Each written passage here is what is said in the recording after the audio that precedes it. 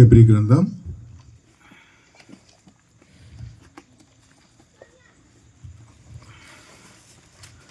11వ అధ్యాయము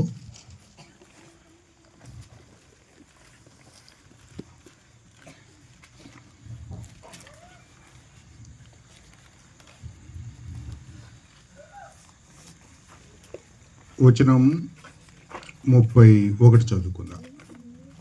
హెబ్రీ గ్రంథం 11వ అధ్యాయము వచనం 31 చదువుకుందాం. విశ్వాసమును బట్టి రహాబును వేశ్య వేగులు వారిని సమాధానముగా చేర్చుకొనినందున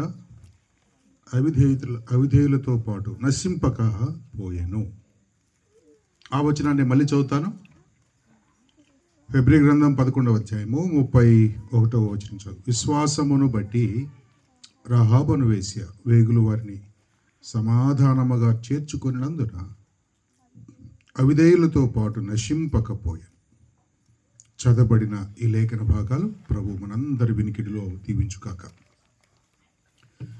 హెబ్రీ గ్రంథం 11వ అధ్యాయము